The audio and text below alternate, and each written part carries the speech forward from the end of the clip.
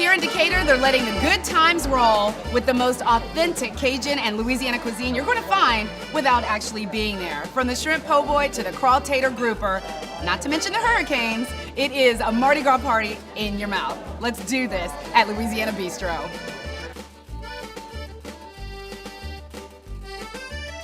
New Orleans' way of life is food is celebration. Everything centers around food and there's a party. Louisiana Bistreaux is a wonderful Cajun restaurant. We do everything as authentic as possible. It's hard to imitate that culture outside New Orleans, but this place, I mean, I feel like I'm in New Orleans. They doing right with the sauce.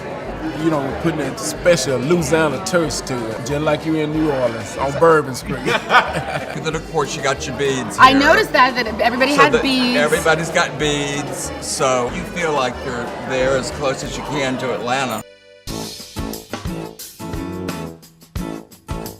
I met Chef Paul Prudhomme in 1984. As a restaurateur to another restaurateur, we started talking. Sort of a kinship followed out of that conversation, and he invited me down there to come to New Orleans. He actually would let me in his kitchen, learn, cook, and that's how I learned all the Cajun cooking from him. And the po' boy is great, but the gator bites were memorable. I've never had them that tender before.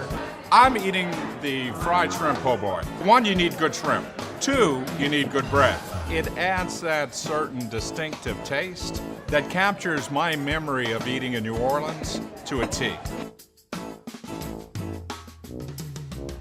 We serve local Louisiana seafood as much as possible, and it's a world of difference when you serve the authentic product versus copy. I like the fried oysters, and I like the seafood platter. It's all delicious. What are you eating here? Okay, this is the salmon with this jalapeno Gouda grits. What? Oh my Hold on. God. You said all in the same sentence. Jalapeno, Gouda, and grits? Jalapeno Gouda grits.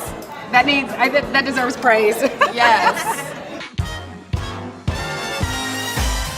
We are constantly at it all the time in how we improve, how we add more. We wanted to create a signature dish that was unique. This is the craw tater grouper. Yes, right? that's right. And Yeah. You've had this before? I have. I like it because it has potato chips as the coating. Duh. Who doesn't like right, that, right? Exactly.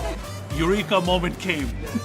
And it was, how about if we take Zapp's potato chips and crust it, you know, with the fish, and maybe I can create the sauce with it, and we hit it. And then underneath, I've heard that these jalapeno Gouda grits are the bomb. They are. I am not from the South, and I have to say I don't necessarily like grits, but they are really, really good. Yeah, these you make an exception for these, Exactly, right? yeah.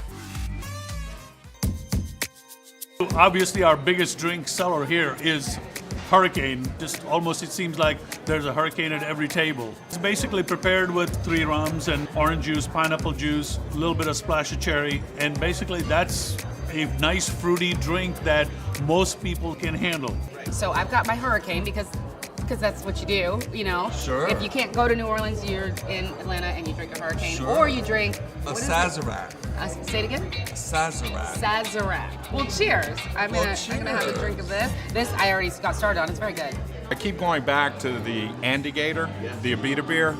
It has that full body, and I love, but you can pick and choose your weight of beer, and there's rotating crafts, so there's always something interesting and good to drink.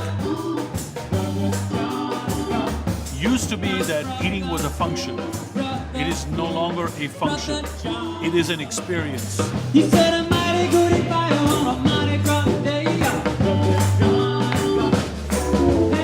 Atlanta is not a chain restaurant town. It's a quality, chef-driven restaurants that emphasize ingredients and the quality of food. The gastronomic experience that you get in Atlanta, second to none right now. And I see it growing leaps and bounds over the next 10, 15, 20 years. It's gonna be a party.